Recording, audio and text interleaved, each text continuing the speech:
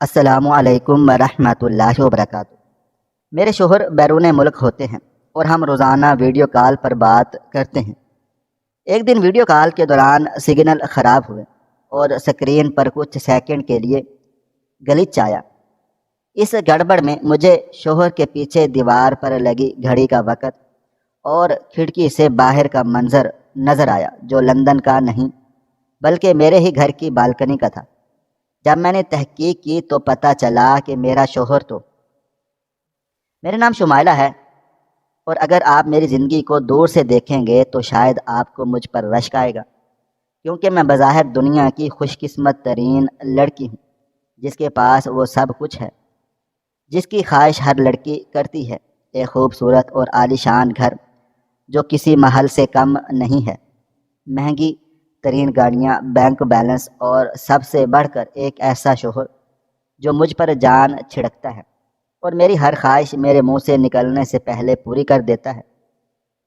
لیکن اس چمکتی ہوئی تصویر کے پیچھے ایک ایسا اندھیرا ہے جسے صرف میں محسوس کر سکتی ہوں۔ میری شادی کو 2 سال ہو چکے ہیں، اور ان 2 سالوں میں نے یہ سیکھ لیا ہے کہ تنہائی کسی خالی کمرے کا نام نہیں ہوتا، بلکہ تنہائی اس کیفیت کا نام ہے جب آپ کے پاس سب کچھ ہو مگر وہ انسان نہ ہو جس کے لیے یہ سب کچھ ہے۔ میرے شوہر عدیل شادی کے صرف 1 ہفتے بعد ہی اپنے بزنس کے سلسلے میں لندن چلے گئے تھے، اور تب سے میں اس بڑے سے گھر میں اکیلی ہوں۔ عدیل مجھ سے بہت محبت کرتے ہیں، اور یہ بات میں صرف اس لیے نہیں کہہ رہی کہ وہ میرا خرچہ اٹھاتے ہیں، بلکہ اس لیے کہ وہ 7 سمندر پار رہ کر بھی میرے ساتھ جڑے رہتے ہیں، شاید کچھ زیادہ ہی جڑے رہتے ہیں۔ عدیل کی محبت ایک عجیب قسم کی محبت ہے جس میں فکر اور حفاظت کا عنصر اتنا زیادہ ہے کہ کبھی کبھی مجھے گھٹن ہونے لگتی ہے۔ وہ مجھے ہر وقت اپنی نظروں کے سامنے رکھنا چاہتے ہیں۔ ہمارا معمول طے شدہ ہے، اور اس میں 1 منٹ کی بھی تاخیر کی گنجائش نہیں ہے۔ شام کے 7 بجے عدیل کی ویڈیو کال کا وقت ہوتا ہے، اور یہ وقت میرے لیے کسی امتحان سے کم نہیں ہوتا۔ مجھے اس کال کے لیے باقاعدہ تیار ہونا پڑتا ہے، جیسے میں کسی پارٹی میں جا رہی ہوں۔ عدیل چاہتے ہیں کہ میں ہمیشہ بن صبر کر رہوں۔ وہ مجھے بتاتے ہیں کہ مجھے کون سا رنگ پہننا چاہیے اور بالوں کا سٹائل کیسا ہونا چاہیے۔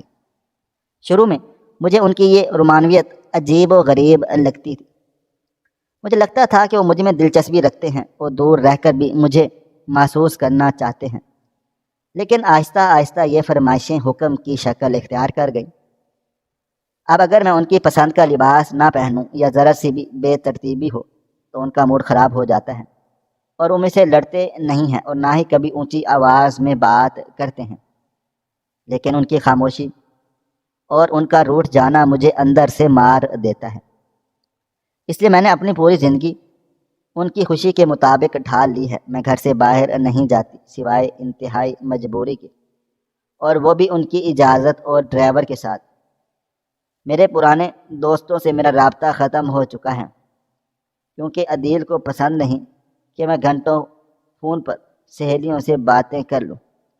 وہ کہتے ہیں کہ تمہارا وقت صرف میرا ہے شمائلہ، اور میں اس جملے کو محبت کا اقرار سمجھ کر خوش ہو جاتی ہوں۔ ہمارا گھر شہر کے ایک پوش علاقے میں ہے، اور حفاظتی نقطہ نظر سے یہاں ہر وقت سیکیورٹی رہتی ہے۔ عدیل نے گھر کے اندر اور باہر کیمرے لگوا رکھے ہیں جن کا کنٹرول ان کے پاس ہے۔ وہ کہتے ہیں کہ یہ سب میری حفاظت کے لیے ہے، تاکہ میں اکیلی محفوظ رہوں، لیکن کبھی کبھی مجھے لگتا ہے کہ یہ کیمرے میری حفاظت کے لیے نہیں ہیں بلکہ میری نگرانی کے لیے ہیں۔ عدیل کو گھر کی ہر چھوٹی بات کا علم ہوتا ہے۔ مثلا اگر میں نے لاؤنج کے پردے ہٹائے ہیں تو شام کو وہ کال پر پوچھ لیتے ہیں کہ آج دھوپ زیادہ تھی کیا، تم نے پردے کیوں ہٹائے؟ یا اگر میں کچن میں زیادہ دیر رہوں تو وہ مجھ سے پوچھتے ہیں کہ آج کیا خاص پکا رہی ہو جو اتنا وقت لگ رہا ہے۔ ان کی یہ معلومات مجھے حیران کر دیتی ہیں۔ میں اکثر سوچتی ہوں کہ وہ لندن میں بیٹھ کر اپنے بزنس پر دھیان دیتے ہیں یا سارا دن کیمروں میں مجھے دیکھتے رہتے ہیں۔ لیکن میں اس خیال کو فوراً جھٹک دیتی ہوں، کیونکہ میں عدیل پر شک نہیں کر سکتی، وہ میرے لیے اتنی محنت کر رہے ہیں، پردیس میں اکیلے رہ رہے ہیں تاکہ مجھے ایک اچھی زندگی دے سکیں۔ میں ان کی شکر گزار ہوں، اور شاید یہی شکر گزاری مجھے ان کے عجیب رویے پر سوال اٹھانے سے روکتی ہے۔ عدیل ہمیشہ مجھے لندن کے قصے سناتے ہیں، وہ بتاتے ہیں کہ وہاں کا موسم کتنا سرد اور اداس ہے۔ وہ اپنی مصروفیات کا ذکر کرتے ہیں کہ کیسے وہ صبح سے رات تک میٹنگز میں مصروف رہتے ہیں۔ ان کے اپارٹمنٹ کا جو حصہ مجھے ویڈیو کال پر نظر آتا ہے وہ بہت ہی نفیس اور جدید ہے۔ پیچھے سفید دیواریں ہیں جن پر ایک مہنگی پینٹنگ لگی ہوئی ہے، اور ایک طرف بڑی سی کھڑکی ہے جس پر ہمیشہ بھاری مہرون رنگ کے پردے پڑے رہتے ہیں۔ عدیل کہتے ہیں کہ لندن میں پرائیویسی کا بہت زیادہ خیال رکھنا پڑتا ہے، اس لیے وہ پردے نہیں ہٹاتے۔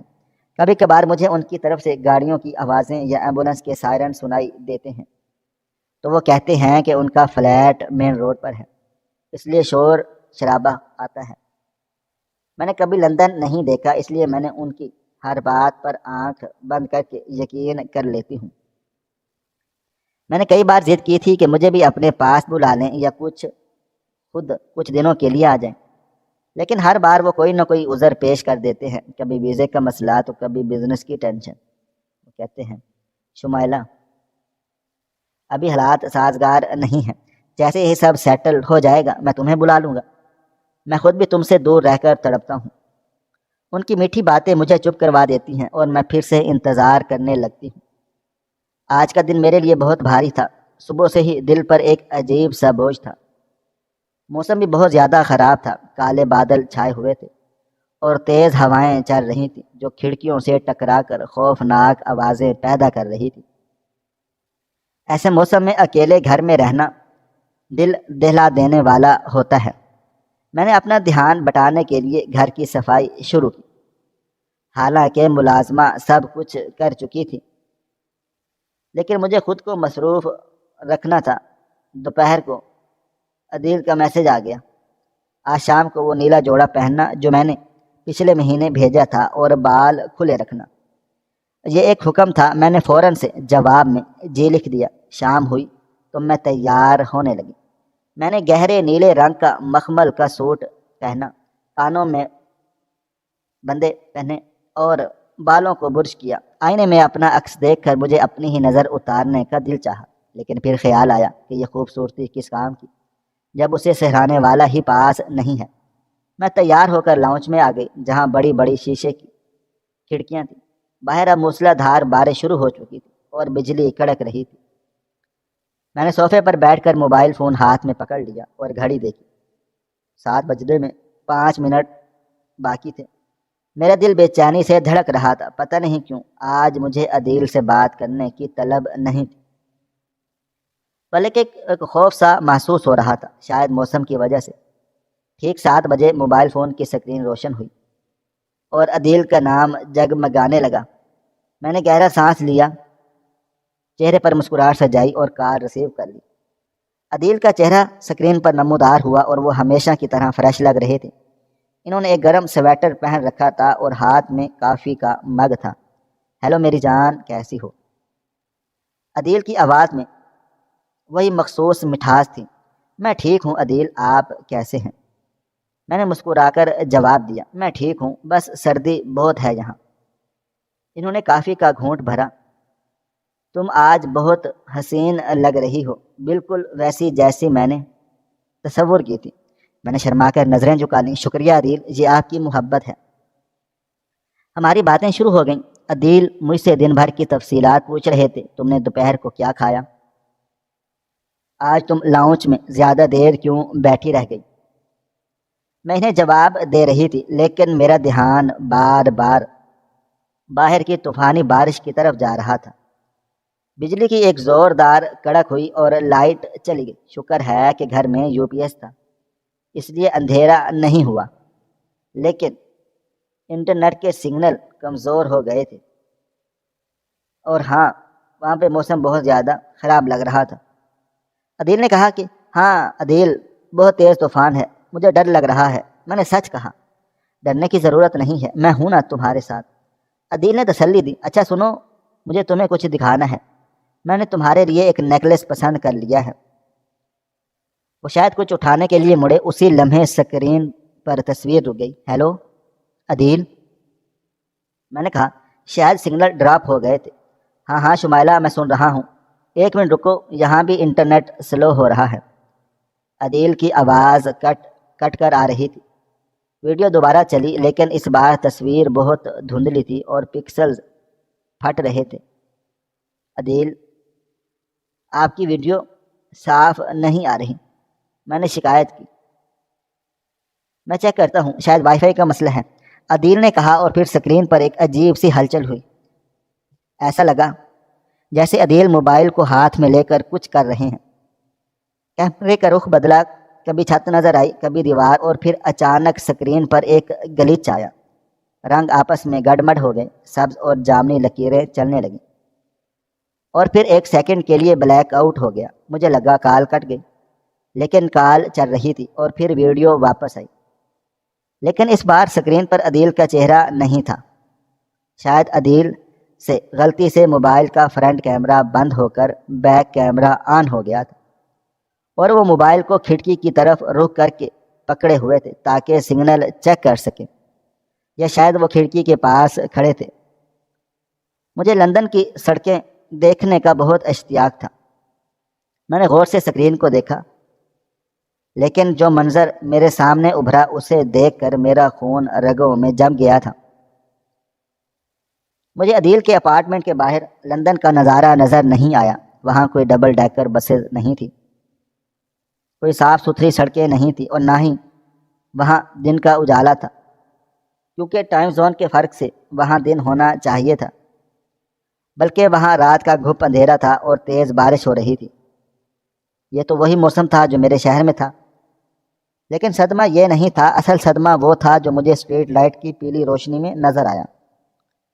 کیمرہ ایک اونچائی سے نیچے کا منظر دکھا رہا تھا، اور سامنے سڑک کے اس پار ایک گھر کا گیٹ نظر آ رہا تھا، ایک بڑا کالے رنگ کا گیٹ جس پر سنہری حروف میں لکھا تھا عدیل والا۔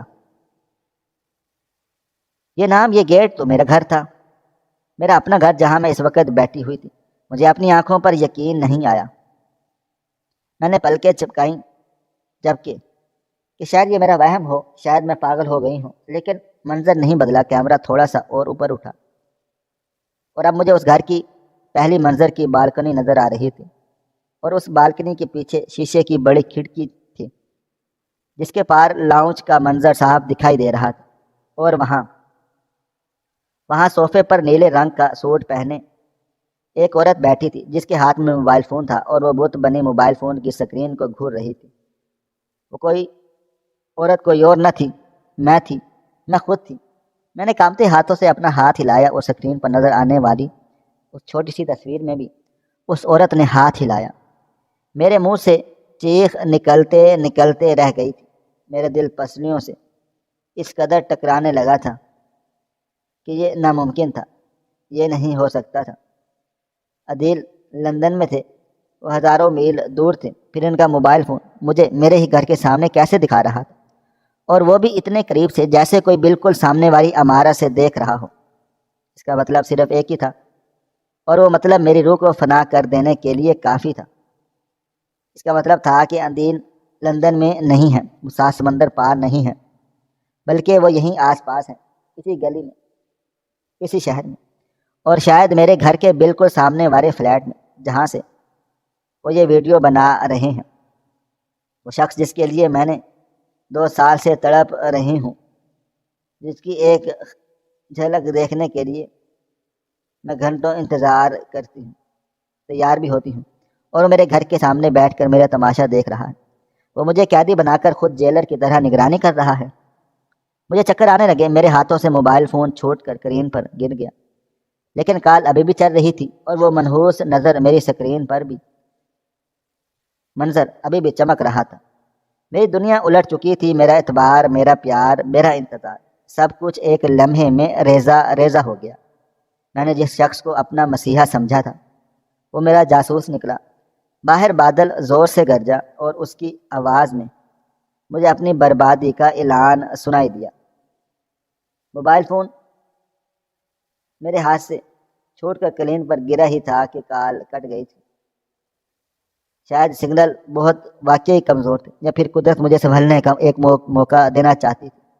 میرا دل پسلیوں سے ٹکرا رہا تھا اور ماتھے پر پسینے کے قطرے نمودار ہو گئے تھے۔ میں نے کانپتے ہاتھوں سے موبائل فون اٹھایا۔ سکرین سیاہ ہو چکی تھی، لیکن میری آنکھوں میں ابھی بھی وہ منظر نقش تھا، سامنے والی فلیٹ کی کھڑکی اور اس میں نظر آنے والی میں خود۔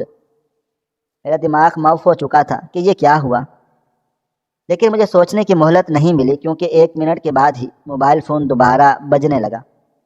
سکرین پر عدیل کا نام جگمگا رہا تھا۔ اس نام کو دیکھ کر پہلے مجھے کبھی محبت محسوس ہوتی تھی، مگر اب ایک خوف کی لہر میرے جسم میں دوڑ گئی۔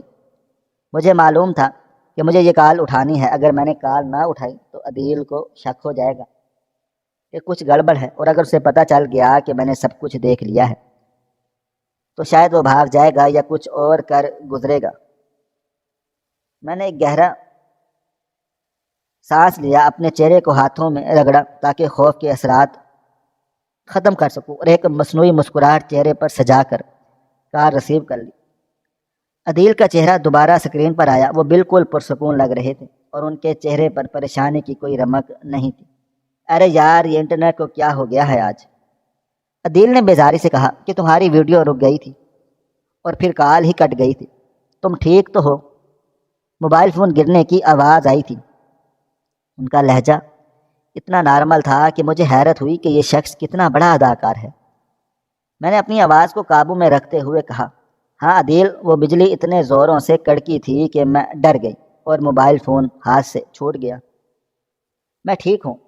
عدیل ہنس پڑے، ڈرپوک کہیں گی، میں ہوں نا تمہارے ساتھ۔ ویسے اب سگنل ٹھیک ہیں۔ وہ دراصل میں کھڑکی کے پاس جا کر سگنل چیک کر رہا تھا، شاید اسی لیے ویڈیو رک گئی تھی۔ انہوں نے کتنی صفائی سے جھوٹ بولا تھا، حالانکہ میں جان چکی تھی کہ وہ کھڑکی کے پاس جا کر سگنل نہیں چیک کر رہے تھے، بلکہ اپنے سامنے والے فلیٹ یعنی میرے گھر کا نظارہ کر رہے تھے۔ اچھا دل، اب میں بہت زیادہ تھک ہار گئی ہوں، سر میں درد ہو رہا ہے، کیا ہم کل بات کریں؟ میں نے بہانہ بنا دیا، کیونکہ اب میں مزید ان کا چہرہ دیکھنا میرے لیے ناممکن ہو رہا تھا۔ عدیل نے فکر مندی سے کہا، ہاں ہاں تم آرام کرو، موسم بھی خراب ہے، جلدی سو جانا، اور ہاں دیکھو ڈرنا مت، میں ہمیشہ تمہارے ساتھ پاس رہوں گا۔ اس جملے نے کہ میں تمہارے پاس ہوں میرے اندر ایک طوفان برپا کر دیا۔ وہ واقعی ہی میرے پاس تھے، اتنا پاس کہ میں سوچ بھی نہیں سکتی تھی۔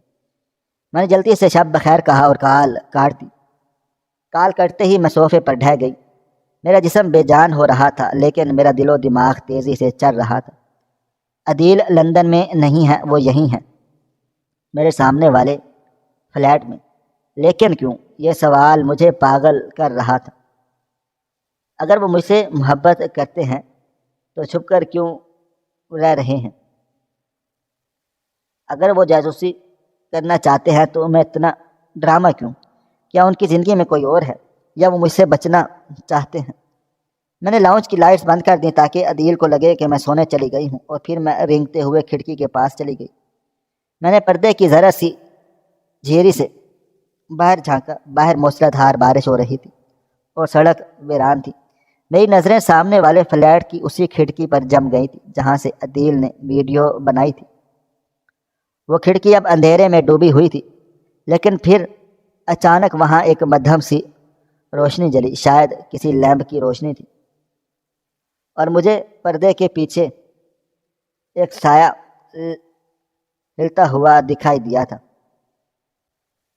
وہ سایہ قد و قامت میں بالکل عدیل کے جیسا تھا۔ وہ شخص کھڑکی کے پاس آیا اور پردے کے کنارے سے باہر جھانکا۔ مجھے لگا جیسے وہ مجھے دیکھ رہا ہے، حالانکہ میں اندھیرے میں تھی۔ میرا دل حلق میں آ گیا۔ وہ شخص کچھ دیر وہاں کھڑا رہا اور پھر پیچھے ہٹ گیا۔ روشنی بجھ گئی اور کھڑکی دوبارہ تاریکی میں گم گئی ہو، لیکن اب مجھے یہاں یقین ہو چکا تھا کہ میرا شک صحیح ہے، میرا شوہر وہاں موجود ہے۔ اس رات میں سو نہیں سکی، ساری رات میں کروٹیں بدلتی رہ گئی اور سوچتی رہ گئی کہ مجھے کیا کرنا چاہیے۔ کیا میں سیدھا جا کر ان کا دروازہ پیٹ دوں یا گھر والوں کو بتاؤں؟ لیکن میرے پاس تو کوئی بھی ثبوت نہیں تھا سوائے اس ایک لمحے کی جھلک کے۔ اگر میں نے شور مچایا اور عدیل وہاں سے نکل گئے یا انہوں نے ثابت کر دیا کہ میں وہم کا شکار ہوں تو سب مجھے پاگل سمجھیں گے۔ عدیل بہت شاطر ہے، وہ یقیناً اپنی صفائی میں کوئی کہانی گڑھ لیں گے۔ مجھے ٹھوس ثبوت چاہیے تھا۔ میں یہ جاننا چاہتا تھا کہ وہ اس فلیٹ میں کس کے ساتھ ہیں، کیا وہ اکیلے ہیں یا… اگلے 3 دن میری زندگی کے مشکل ترین دن تھے۔ مجھے ایک ایسی اداکارہ بننا پڑا جو اندر سے ٹوٹ پھوٹ چکی تھی لیکن باہر سے مسکرا رہی تھی۔ میں نے روزانہ عدیل کی کال کا انتظار کرتی، بالکل اسی طرح تیار ہوتی اور ان سے ہنس ہنس کے باتیں کرتی تھی۔ لیکن اب میری نظریں عدیل کے چہرے پر نہیں تھی بلکہ ان کے بیک گراؤنڈ پر ہوتی تھی۔ میں نے ان کی ہر حرکت کو نوٹ کرتی تھی۔ میں نے نوٹ کیا کہ جب ہمارے شہر میں اذان ہوتی تھی تو عدیل فوراً سے اپنا مائک میوٹ کر دیتے تھے یا زور زور سے باتیں کرنے لگتے تھے تاکہ آواز دب جائے۔ پہلے میں سمجھتی تھی کہ یہ اتفاق ہے، لیکن اب مجھے سمجھ آ رہا تھا کہ وہ کیوں کرتے تھے۔ میں نے یہ بھی نوٹ کیا کہ ان کے کمرے کی کھڑکی پر جو مہرون پردے تھے وہ بالکل ویسے ہی تھے جیسے سامنے والے فلیٹ کی کھڑکی پر لٹک رہے تھے، جسے میں نے دن کی روشنی میں اپنی چھت سے چھپ کر دیکھا تھا۔ میں نے ان کی جاسوسی شروع کر دی تھی۔ عدیل نے میرے لیے پنجرہ بنایا تھا اور اب میں اسی پنجرے سے ان پر نظر رکھ رہی تھی۔ میں سارا دن اپنے کمرے کی کھڑکی کے پیچھے چھپ کر سامنے والی فلیٹ کی نگرانی کرتی تھی۔ مجھے پتہ چلا کہ وہ فلیٹ تیسری منزل پر ہے اور اس کا نمبر 304 ہے۔ یہ میں نے اس وقت دیکھا کہ جب ایک ڈلیوری بوائے پیزا دے کر وہاں سے چلا گیا اور دن میں وہاں کی کھڑکیاں بند رہتی تھی اور کوئی ہلچل نظر نہیں آتی تھی، جیسے وہاں کوئی رہتا ہی نہ ہو۔ لیکن رات ہوتے ہی وہاں زندگی کے آثار پیدا ہو جاتے تھے۔ عدیل شاید دن بھر سوتے تھے اور رات کو جاگتے تھے تاکہ لندن کے ٹائم زون کا ڈرامہ کر سکیں۔ چوتھے دن ایک عجیب واقعہ ہوا۔ عدیل نے ویڈیو کال پر کہا، شمائلہ، آج مجھے ایک بزنس ڈنر پر جانا ہے تو میں شاید کل کو کال نہ کر سکوں۔ ہاں، تم پریشان مت ہونا۔ میں نے کہا کوئی بات نہیں، آپ انجوائے کریں۔ لیکن میں سمجھ گئی تھی کہ وہ جھوٹ بول رہے ہیں، کیونکہ میں نے دوپہر کو دیکھا تھا کہ سامنے والی فلیٹ کی بالکنی میں کچھ کپڑے سوکھ رہے تھے اور ان میں وہی گرے رنگ کی ٹی شرٹ تھی جو عدیل نے برسوں کال پر منگا لی تھی۔ اگر وہ ڈنر پر جا رہے تھے تو ٹی شرٹ وہاں کیوں تھی؟ میرا شک یقین میں بدلتا جا رہا تھا۔ وہ کسی مصیبت میں نہیں بلکہ کسی بہت بڑے منصوبے پر کام کر رہے ہیں۔ میں اس شام جب عدیل نے کال نہیں کی تو میرے پاس سنہری موقع تھا۔ میں جانتی تھی کہ وہ گھر پر ہی ہوں گے اور یہ بہترین وقت ہے انہیں رنگے ہاتھیں پکڑنے کا۔ لیکن میں ڈر رہی تھی، اگر میں وہاں گئی اور انہوں نے مجھے دیکھ لیا تو کیا ہوگا؟ لیکن پھر میری اندر کی عورت نے سر اٹھایا، وہ عورت جسے دھوکہ دیا گیا تھا، جسے بیوقوف بنایا گیا تھا۔ میں نے فیصلہ کیا کہ میں آج رات ہی جاؤں گی۔ میں نے گھر کی ملازمہ کو کہا کہ میرے سر میں درد ہے اور میں جلدی سونے لگی ہوں، مجھے کوئی ڈسٹرب نہ کرے۔ میں اپنے کمرے میں کی لائٹس بند کر دی تھی اور بستر پر تکیوں کو اس طرح سے ترتیب دیا کہ لگے کوئی سو رہا ہے۔ پھر میں نے کالے رنگ کی چادر اوڑھی تاکہ اندھیرے میں نظر نہ آؤں اور پچھلے دروازے سے باہر نکل آئی جو کچن کی طرف کھلتا تھا جہاں کیمرے کی رینج کم تھی۔ میں نے جوتے ہاتھ میں پکڑ لیے تاکہ آواز نہ ہو اور دیوار پھلانگ کر باہر گلی میں آ گئی تھی۔ یہ میرے لیے کسی جنگی مشن سے کم نہیں تھا۔ میں پہلی بار عدیل کی اجازت کے بغیر گھر سے باہر نکلی تھی اور وہ بھی ان کی جاسوسی کرنے کے لیے۔ باہر سناٹا تھا، رات کے 11 بج رہے تھے، سڑک ویران تھی۔ میں نے ادھر ادھر دیکھا اور تیزی سے سڑک پار کی اور سامنے والی عمارت کو ایک پرانی سی بلڈنگ تھی جس میں زیادہ تر فلیٹس خالی تھے یا کرائے پر دیے گئے تھے۔ میں سیڑھیاں چڑھنے لگی تھی۔ میرا دل اتنی زور سے دھڑک رہا تھا کہ مجھے لگا میرا سینہ پھٹ جائے گا۔ ہر آہٹ پر مجھے لگتا تھا کہ عدیل سامنے آ جائیں گے اور پوچھیں گے، یہاں کیا کر رہی ہو شمائلہ؟ میں نے دوسری منزل عبور کی اور تیسری منزل پر پہنچ گئی۔ سامنے ہی فلیٹ نمبر 304 کا دروازہ تھا۔ دروازہ پرانا تھا اور اس کا پینٹ اکھڑا ہوا تھا۔ اندر سے کوئی آواز بھی نہیں آ رہی تھی۔ میں دروازے کے باہر کھڑی کانپ رہی تھی۔ ایک لمحے کے لیے میرا دل چاہا کہ میں واپس بھاگ جاؤں اپنی اسی جھوٹی دنیا میں جہاں سب کچھ ٹھیک ہونے کا ناٹک ہے، لیکن پھر مجھے عدیل کا وہ جھوٹا چہرہ یاد آیا کہ میں تمہارے پاس ہوں شمائلہ۔ ہاں وہ تو پاس تھے، اور اب مجھے دیکھنا تھا کہ وہ کس کے پاس ہیں۔ میں نے کان دروازے کے ساتھ لگایا۔ اندر سے دھیمی دھیمی آواز آ رہی تھی کہ جیسے کوئی ٹی وی چل رہا ہو یا کوئی بات کر رہا ہو۔ آواز واضح نہیں لیکن مردانہ آواز عدیل کی لگ رہی تھی۔ میں نے گہرا سانس لیا، آنکھیں بند کی اور اللہ کا نام لے کر دروازے پر دستک دی۔ ایک بار، دو بار، اندر سے آوازیں آنا بند ہو گئیں۔ خاموشی چھا گئی۔ میرے پیروں میں جیسے جان نہ رہی ہو۔ میں نے دوبارہ دستک دی، تھوڑی زور سے۔ اب قدموں کی چاپ سنائی دی۔ کوئی دروازے کی طرف آ رہا تھا۔ میں نے اپنی چادر کو درست کیا اور خود کو تیار کیا کہ جیسے ہی عدیل دروازہ کھولیں گے میں ان کے گلے لگ جاؤں گی یا چیخوں گی یا شاید انہیں تھپڑ مار دوں گی۔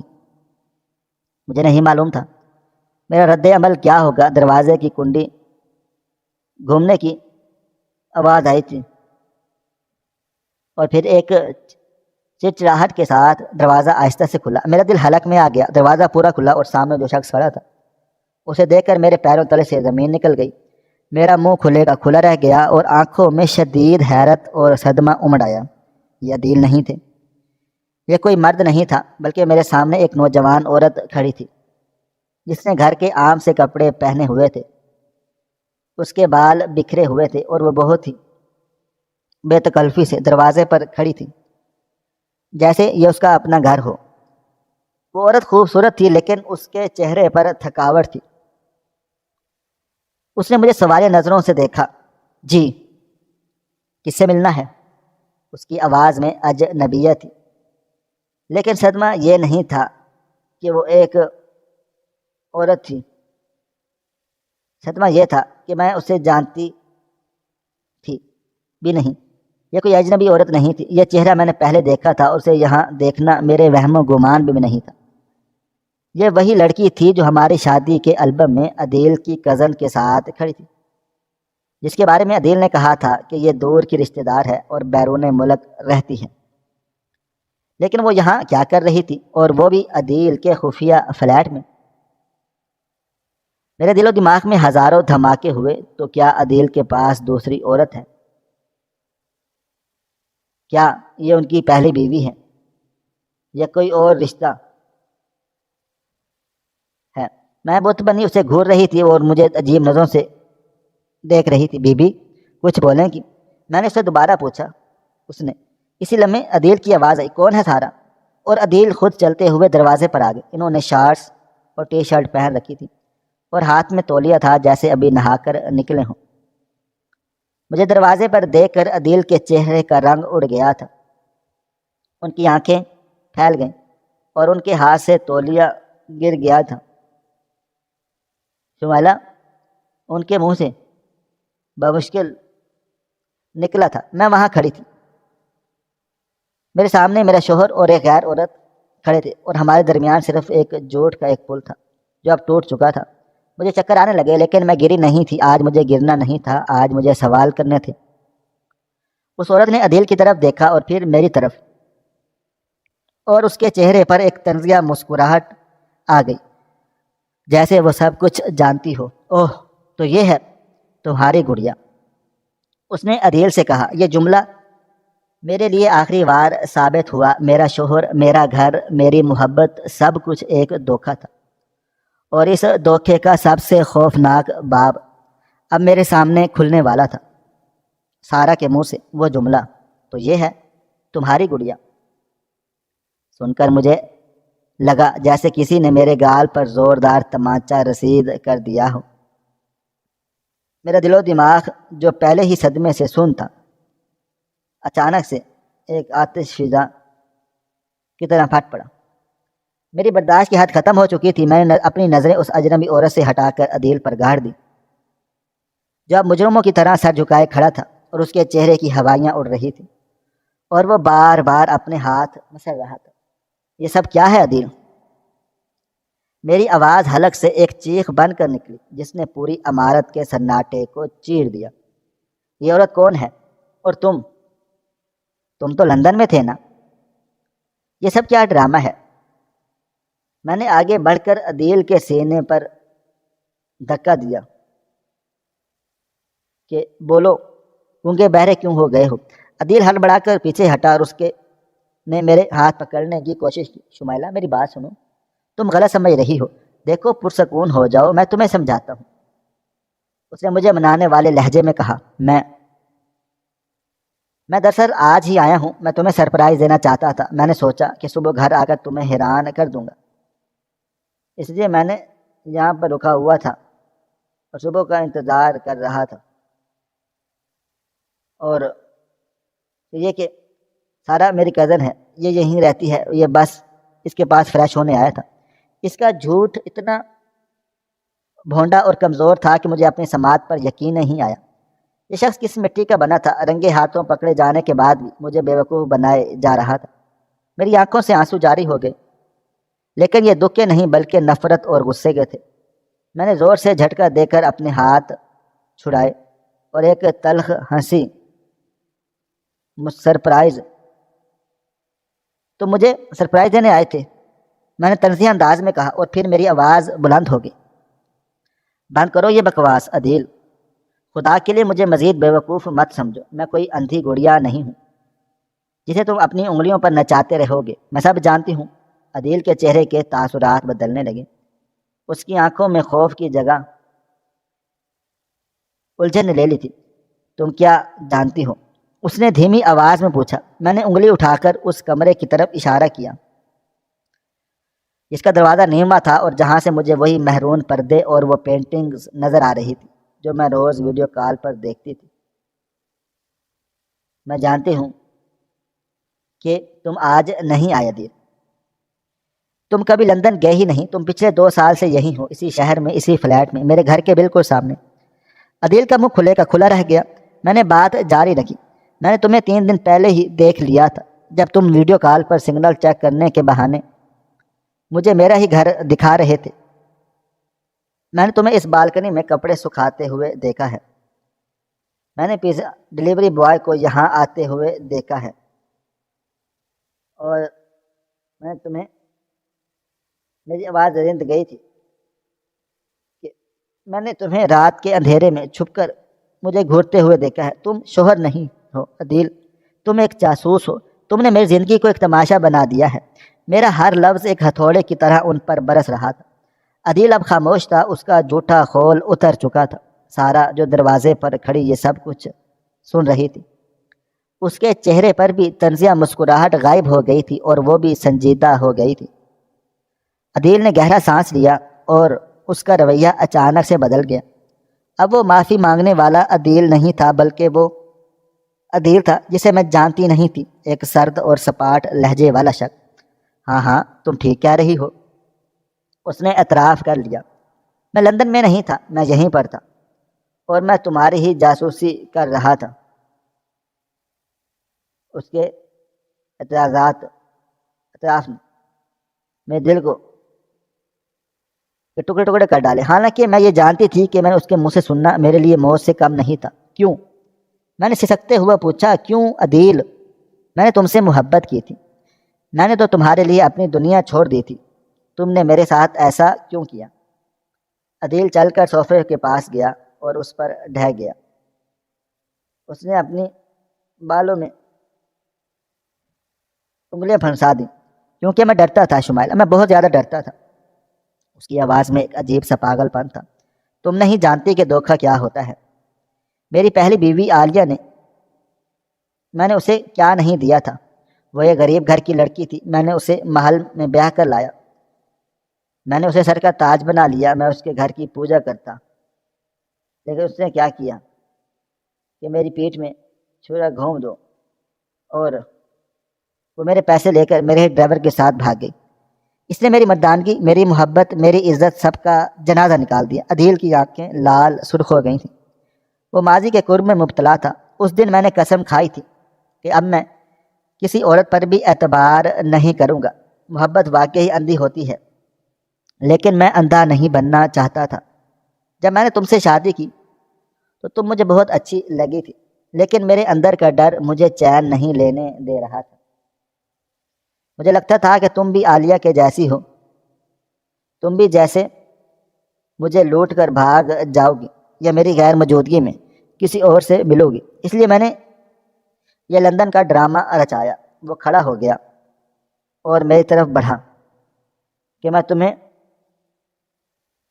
ٹیسٹ کروانا چاہتا تھا کہ شمائلہ، میں دیکھنا چاہتا تھا اگر میں دور ہوں اور تمہارے پاس ساری دھن دولت ہو، آزادی ہو، تو تم کیا کرو گی؟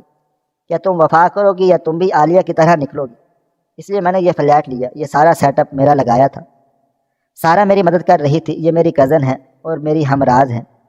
اس نے مجھے سیٹ اپ لگانے میں مدد کی۔ میں نے نفرت سے سارا کی طرف دیکھا جو اب نظریں چرا رہی تھی۔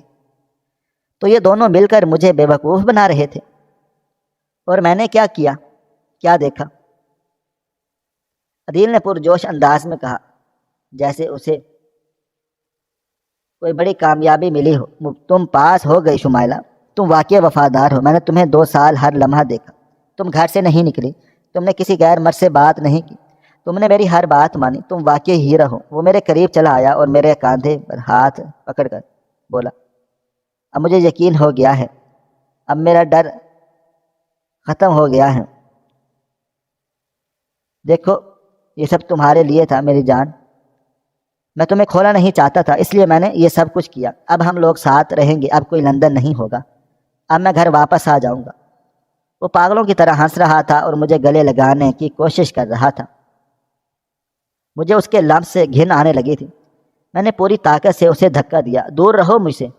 میں چیخی چلائی، تمہیں لگتا ہے کہ یہ محبت ہے؟ تمہیں لگتا ہے کہ تم نے مجھے ٹیسٹ کیا ہے؟ نہیں عدیل، تم نے مجھے ٹیسٹ نہیں کیا، تم نے اپنی محبت کا قتل کیا ہے۔ میں کانپ رہی تھی۔ تم ایک نفسیاتی مریض ہو عدیل، تم نے اپنے ماضی کے سائے کو میرے حال پر مسلط کر دیا۔ تم نے مجھے انسان نہیں سمجھا، تم نے مجھے لیبارٹری کا ایک چوہا سمجھا جس پر تم تجربے کر رہے تھے۔ تم نے میری وفا دیکھنے کے لیے میری زندگی کے 2 سال، خوبصورت سال، مزید تباہ و برباد کر دیے۔ مجھے قید رکھا، مجھے ذہنی اذیت دی، اور اب تم کہتے ہو کہ میں پاس ہو گئی۔ عدیل حیران رہ گیا تھا۔ لیکن شمائلہ، میں نے یہ سب اس لیے کیا کیونکہ میں تم سے پیار کرتا ہوں۔ نہیں، میں نے اس کی بات کاٹ دی۔ یہ پیار نہیں، یہ جنون ہے، یہ بیماری ہے، اور پیار اعتبار کے بغیر کچھ بھی نہیں ہوتا۔ تم نے 2 سال میں ایک لمحے کے لیے بھی مجھ پر اعتبار نہیں کیا، اور تم نے کیمرے لگوائے تھے، تم نے جاسوسی کی تھی، تم نے جھوٹ بولا۔ یہ سب دھوکہ ہے۔ میں ایک دھوکے باز کے ساتھ نہیں رہ سکتی۔ میں نے اپنا فیصلہ سنا دیا۔ عدیل کا چہرہ فک ہو گیا۔ کیا مطلب؟ تم کیا کہہ رہی ہو؟ میں نے اپنی انگلی سے اس گھر کی طرف اشارہ کیا جو سامنے کھڑکی سے نظر آ رہا تھا۔ وہ گھر جسے تم نے میرے لیے قید خانہ بنایا تھا۔ اب میں وہاں واپس نہیں جاؤں گی اور نہ ہی تمہارے ساتھ رہوں گی۔ میں نے اپنا دوپٹہ درست کیا اور سر اٹھا کر اس کی آنکھوں میں آنکھیں ڈالی۔ میں ایک شریف گھرانے کی لڑکی ہوں عدیل، میں نے تم سے نکاح کیا تھا، غلامی نہیں کی تھی۔ میں ایک ایسے شخص کے ساتھ زندگی نہیں گزار سکتی جو اپنی پہلی بیوی کے گناہوں کی سزا مجھے دے، جو شک کے ناک کو اپنی سینے میں پال لے، اور جو اتنا گر جائے کہ اپنی بیوی کی جاسوسی کرنے کے لیے بھیس بدل کر سامنے والے گھر میں رہے۔ عدیل گھٹنوں کے بل بیٹھ گیا۔ شمائلہ، پلیز ایسا مت کرو، مجھے معاف کر دو۔ میں وعدہ کرتا ہوں کہ اب ایسا کچھ بھی نہیں ہوگا، میں سب ٹھیک ٹھاک کر دوں گا۔ وہ گڑ گڑا رہا تھا، لیکن اب بہت دیر ہو چکی تھی۔ میرے اندر کی عورت جاگ چکی تھی، وہ عورت جسے 2 سال تک میں نے دبائے رکھا تھا۔ کچھ ٹھیک نہیں ہو سکتا عدیل، کیونکہ شیشے میں بال آ چکا ہے۔ تم نے ثابت کر دیا ہے کہ تم ایک کمزور اور بد کردار انسان ہو جو اپنی بیوی کی پاکیزگی پر یقین کرنے کی بجائے ثبوت ڈھونڈ رہتا ہے، اور مجھے ایسے ثبوت دینے کی ضرورت نہیں ہے۔ میں دروازے کی طرف بڑھی۔ سارا نے مجھے روکنے کی کوشش کی۔ بھابھی، بھائی ٹھیک کہہ رہے ہیں، وہ بس ڈرے ہوئے تھے۔ میں نے سارا کو ہاتھ کے اشارے سے روکا۔ اور تم تو عورت کے نام پر دھبا ہو۔ ایک عورت ہو کر تم نے دوسری عورت کے جذبات کے ساتھ کھیلا۔ تم نے میرے اس پاگل پن میں اس کا ساتھ دیا۔ تمہیں شرم آنی چاہیے۔ سارا شرمندگی سے پیچھے ہٹ گئی۔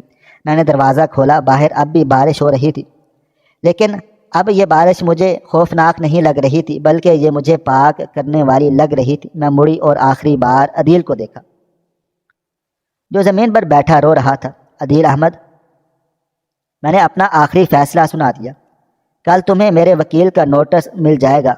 مجھے تم سے طلاق چاہیے، مجھے خلا چاہیے، کیونکہ میں بے شوہر تو رہ سکتی ہوں، لیکن ایک نفسیاتی مریض اور شک کی بیماری میں مبتلا شخص کے ساتھ ہرگز نہیں رہ سکتی۔ میری طرف سے تم آزاد ہو اپنی اس تنہائی اور شک کے ساتھ جینے کے لیے جس نے تمہیں اندر سے کھوکھلا کر دیا ہے۔ میں نے زور سے دروازہ بند کیا اور سیڑھیاں اترنے لگیں۔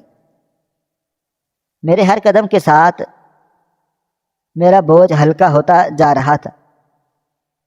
میں نے اس عمارت سے باہر نکل کر آسمان کی طرف دیکھا۔ بارش میرے چہرے پر گر رہی تھی اور میرے آنسوؤں کو دھو رہی تھی۔ میں نے سڑک پار کی اور اپنے گھر کے گیٹ پر پہنچی۔ میں نے پیچھے مڑ کر اس کھڑکی کی طرف نہیں دیکھا جہاں سے 2 سال سے مجھے دیکھا جاتا رہا تھا۔ میں نے اپنا گیٹ کھولا اور اندر داخل ہو گئی، لیکن اس بار میں قیدی نہیں تھی، میں آزاد تھی۔ میں نے اپنی آزادی خود چھین لی تھی، اور یہ آزادی مجھے میری عزت نفس نے دی تھی۔ میں جاننا چاہتی تھی کہ آپ کا آگے کا راستہ کتنا مشکل ہو سکے گا۔ لوگ باتیں بنائیں گے اور سوال اٹھیں گے، لیکن میں تیار تھی، کیونکہ سچائی کی زندگی جھوٹ کے محل سے 1000 درجے بہتر تھی۔ اور آج رات میں نے اس محل کو ہمیشہ ہمیشہ کے لیے خیر آباد کہہ دیا تھا۔ ناظرین، آپ کو ہماری آج کی کہانی کیسی لگی؟ کومنٹ باکس میں اپنی رائے کا اظہار ضرور کریں۔ مزید اس طرح کی سبق آموز کہانیاں سننے کے لیے ہماری ویڈیوز کو لائک کریں، شیئر کریں، اور ہمارے چینل SF سٹوریز کو ضرور سبسکرائب کریں۔ ملتے ہیں کل ایک نئی اور دلچسپ کہانی کے ساتھ۔ تب تک اپنا ڈھیر سارا خیال رکھیے گا۔ اللہ حافظ۔